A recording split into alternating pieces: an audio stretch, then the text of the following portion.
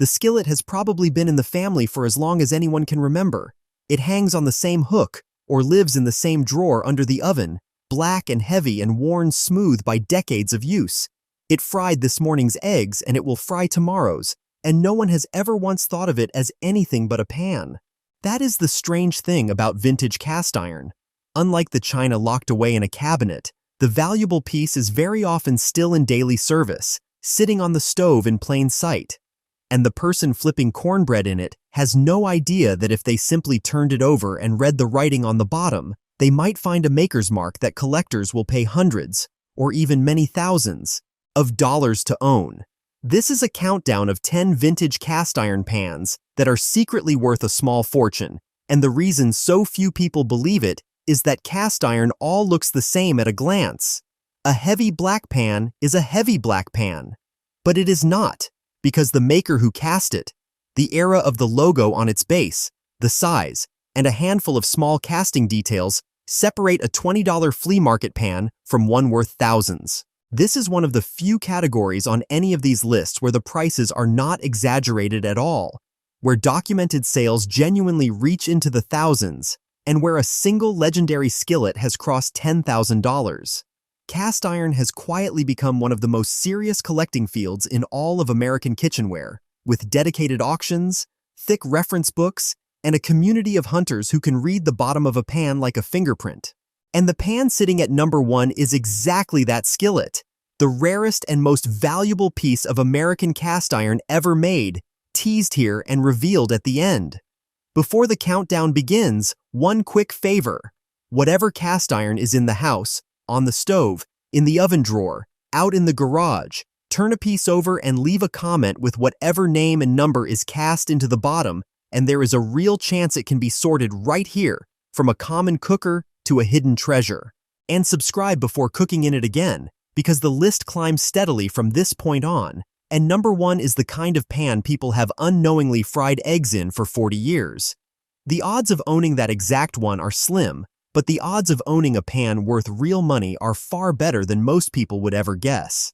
Coming in at number 10 is the pan that opens almost every cast iron collection, the common Griswold skillet. Griswold, made in Erie, Pennsylvania, is the name that built the whole hobby, and the everyday sizes, the number 6 through number 9, are the most familiar collectible cast iron there is. Most people assume that because Griswold is common, it is worthless, and the plainest examples are indeed modest, roughly $25 to $80 for a standard skillet. But even here the details matter, because the same size in the large block logo, the big raised Griswold cross on the base, can climb to $180 and beyond. The tells are the logo style, the size number, and the glassy, machine-ground cooking surface that vintage Griswold has, and cheap modern iron does not. There is also a lesson in feel here, because a real vintage Griswold is noticeably lighter and thinner in the hand than a modern pan of the same size, its cooking surface polished to a near mirror rather than left sandy and rough. Flea market tables are full of these, mixed in with cheap modern iron and priced exactly the same, which is precisely where a sharp eye quietly does well. A Griswold is where a collector learns to read the bottom of a pan, and the next maker rewards the very same look. The next maker built cookware nearly as fine, and it sits at number 9, Wagner Ware. Made in Sydney, Ohio, Wagner is the great rival to Griswold, prized for the same thin walls, lightweight, and satin-smooth cooking surface. As a rule, Wagner sells for 30 to 50% less than a comparable Griswold, which makes it the smart collector's value, but that gap is closing as the best Griswold pieces get bought up. Common Wagner skillets trade in the $30 to $150 range, but the scarcer sizes climb dramatically, and a Wagner number 13 skillet sold at auction for around $950. The tell is the Wagner mark on the base, sometimes the stylized Wagner Ware logo, and the same quality of casting that separates the great makers from the ordinary.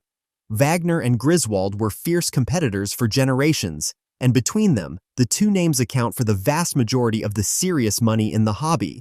So any pan wearing either mark deserves a careful second look rather than a $2 sticker. And the next pans are older than any logo at all. That brings the countdown to number 8, and to the oldest pans of all, The early unmarked and gate-marked skillets. Before the age of proud raised logos, the earliest American cast iron often carried no maker's name whatsoever, which is exactly why it gets dismissed as junk. But two clues on the bottom tell the real story. The first is a heat ring, a raised ring around the underside that let the pan sit on a wood-burning stove without scorching it, a feature that marks a piece as a genuine antique. The second is a gate mark, a rough seam or scar across the bottom left by the old casting method, a sign that a pan was made before roughly the 1890s. An unmarked pan is therefore not automatically cheap, and a genuine gate-marked early skillet in good condition can bring $50 to $300 and more. These are the pans most likely to be written off entirely, tossed into a barn sale box marked "Take it all for $5, precisely because they carry no famous name to catch the eye. The irony is that their very plainness is the evidence of their age. The tell is the bottom itself, red for that heat ring and that ancient casting scar. And the next pans carry a mark most people have never heard of. Number 7 belongs to a cheerful little logo most people have never heard of, Favorite Pica Ware. Made by the Favorite Stove and Range Company of Pica, Ohio, in the early 20th century, this cookware is scarcer than Griswold or Wagner and has a devoted following, in part because of its most charming mark, a little smiling face logo that collectors simply call the Smiley. A Favorite Pica Ware skillet with a heat ring, and that smiley logo is a genuine find. And good examples trade from around $100 to $400 and beyond depending on size and condition. The tell is that specific smiley mark on the base, a detail a casual seller would never recognize, and a collector spots instantly. Favorite is proof that a name almost nobody knows can be worth far more than the famous ones. The company did not last long, closing during the hard years of the early 20th century, and that short life is a large part of why its cookware is so scarce today. Short production is a theme that returns with almost every valuable piece on this list. And the next maker hid even more value behind an unusual mark. Settling in at number 6 is a maker whose rarest mark wears a face, Wapak. The Wapak Hollow Ware Company of Wapakoneta, Ohio, operated only for a couple of decades in the early 1900s, and its most valuable trademark is the Indian head logo, a profile cast right into the base, followed by other scarce marks collectors know as the chicken foot and the arc. A Wapak Indian head skillet in good shape commonly brings $150 to $600 and more, and Wapak carries one of the strangest tells in all of cast iron, the ghost mark, because the company sometimes cast its pans using molds that still carried another maker's faint trademark. A Wapak piece can show a shadowy, almost invisible second mark beneath its own, and rather than lowering the value, that ghostly error makes it rarer and more desirable. Casting flaws in general are common on Wapak iron, and while a flaw usually lowers value, the faint ghost of a rival's trademark is the one imperfection collectors actively hunt for. It is a reminder that in this hobby, a mistake can be worth more than perfection. From here, the countdown leaves the ordinary skillets behind because the numbers climb fast. The countdown reaches number 5 with the pieces that were never skillets at all, the gem and muffin pans. Griswold, Wagner, and others cast an enormous variety of baking pans for muffins, popovers, cornbread sticks, and fancy shapes like the Turk's head and the French roll, and certain of these are among the most sought-after cast iron ever made. Because they were awkward to store and easy to set aside, many rare patterns survive in tiny numbers. Common gem pans are affordable, but the scarce patterns, identified by the maker and the pattern number cast into them, climb from $200 into the high hundreds and, for the rarest, past $1,000 and toward $3,000. The tell is the maker's mark combined with the specific pattern number, because two muffin pans that look nearly identical can be separated by a factor of 20 in value by that number alone.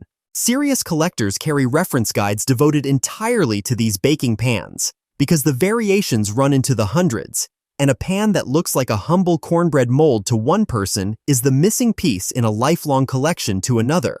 And the next pans command their value through sheer size. Number 4 is all about size, specifically the big ones, the large skillets.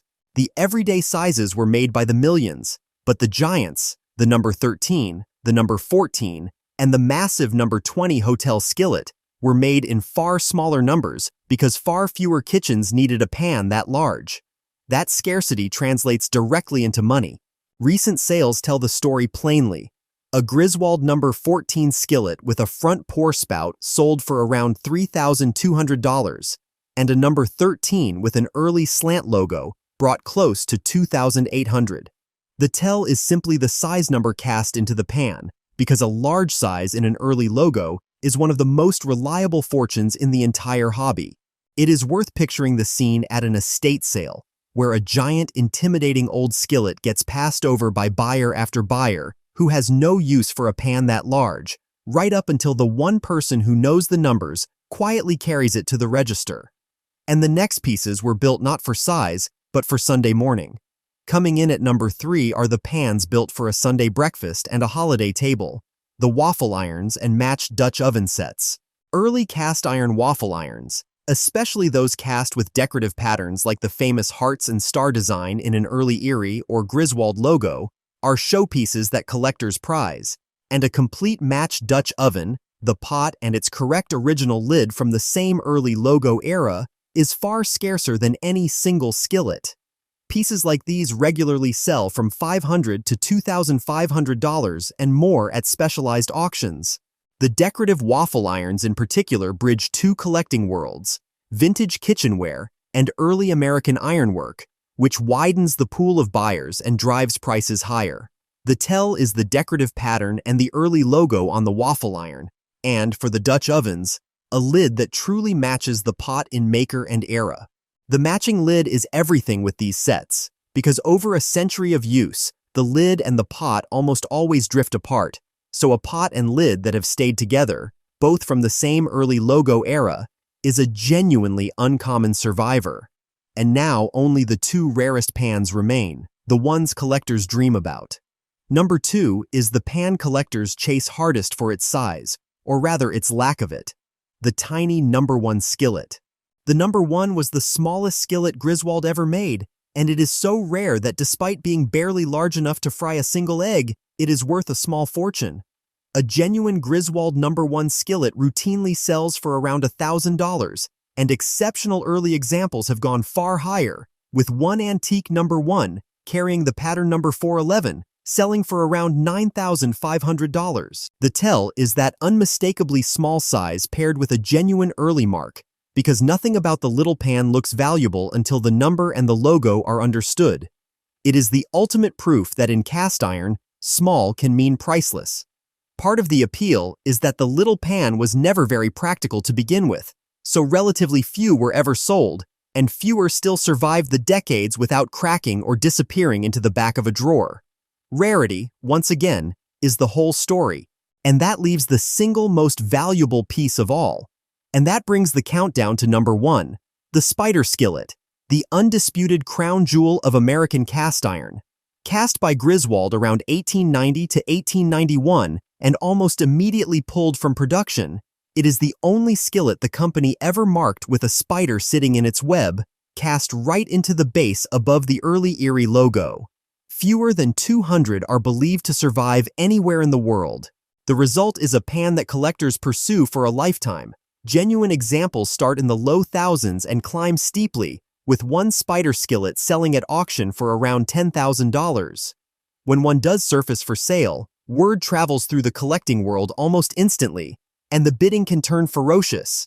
Because a prize like this is naturally faked and reproduced, authentication is not optional, and the real tell is that spider and web design combined with the correct early logo and casting for the period. The mystery only deepens the legend, because to this day, no one is entirely certain why Griswold cast a spider on this one skillet and never again, and that unanswered question is part of what drives collectors to chase it so relentlessly. It is the great unicorn of the hobby, and here is the quiet shock of number 1. It looks, to anyone who does not know, like nothing more than a small, plain, old black frying pan, exactly the sort of thing that gets sold for a few dollars at a yard sale. Look back across all 10 and one thread runs through every single pan. None of this iron announces itself. It does not shine or hide in a vault. It hangs on a hook and cooks dinner, wearing the same black patina as the cheapest pan in the store, And the entire difference between $20 and $10,000 comes down to details most people never think to check. The maker's name, the era of the logo, the size number, the heat ring and casting marks on the bottom, and the occasional pattern that was barely made at all. It is a category where the objects still doing humble daily work and the object worth a small fortune are frequently the exact same object, separated only by the knowledge of whoever picks it up. The people who let fortunes slip away with cast iron almost never do it dramatically. They do it quietly, by pricing an old black skillet at a couple of dollars on a card table, simply because no one ever taught them to turn it over first. So here is the one rule worth carrying away. Before any old cast iron leaves the house, before it goes in the yard sale, before it is handed to a stranger for pocket change, turn it over, read the maker's name and the size number, and look closely at the bottom for a heat ring, a casting seam, or an unusual logo. Never sell a cast iron pan before checking. The difference between a $20 pan and a several $1,000 one is often nothing more than 30 seconds and a little bit of knowledge. One last question, because this cookware has a way of surviving in nearly every family's kitchen. Which of these pans is hanging on a hook or sitting in the oven drawer in the house right now? And, be honest, which one was already sold or given away before its true worth was known? Leave it in the comments, because someone listening is about to go flip over the skillet on their own stove, and the next hidden fortune on a list like this one might be the pan that just cooked breakfast.